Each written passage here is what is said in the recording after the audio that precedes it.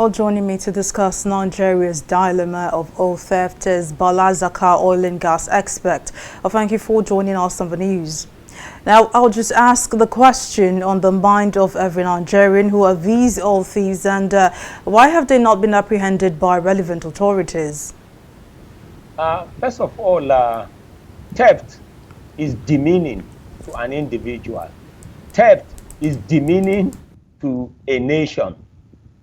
Stealing is an act of criminality, and stealing is sabotage, whether to an individual, a corporate body, or a national asset or national investment. So whichever way we look at it, stealing is criminality.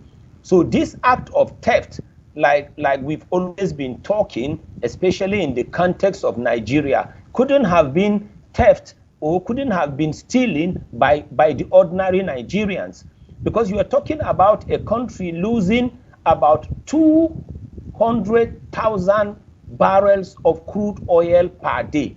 Those who don't really know what these barrels are may just think we're talking about some buckets of crude oil. But by the time you carry out the necessary conversions, you will find out that 200,000 barrels of crude oil stolen per day is equivalent to about 1,000 tankers of 33,000 liter capacity each being stolen per day. You're talking about a 33,000 liter capacity tanker and having 1,000 of that stolen per day from a country.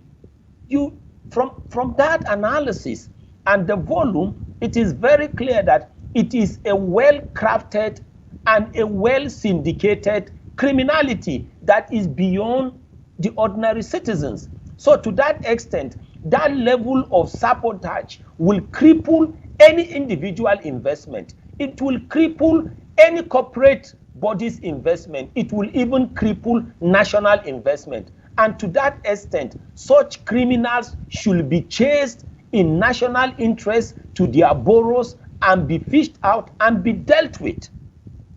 Well, now this leads to the next question. Now, what loopholes must the government plug to ensure that these oil thieves do not inflict further damage on the nation's economy?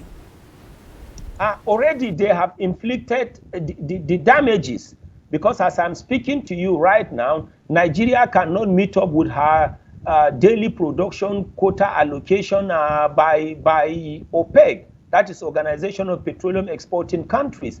Then even her production volume to be able to meet up with the 2022 budget and bridge some budget deficit or budget gaps will not be achievable or attainable. So to that extent, Nigeria is already suffering from the calamities. Individual and corporate investors are already suffering from the calamities. The only thing that needs to happen, first of all, is to start by sensitization and give a time frame. But even before doing that, we need to ask questions. Are our control mechanisms not working? Because we are supposed to have preventive control mechanisms. Then you are supposed to have detective control mechanisms and corrective control mechanisms. And let me explain them quickly. Preventive control mechanisms are supposed to prevent the vandals from even getting to where these crude oils are, whether at the wellheads or whether through the pipelines that they intercept. So there are supposed to be surveillance, equipment. You are supposed to also have physical or individual security agents that will make sure the criminals are even prevented in the first place from getting access to whether the wellheads or the pipelines. Then if they are able to beat the preventive mechanisms, the detective mechanism should be able to check that. And the detective control mechanisms are basically digital mechanisms in the control room.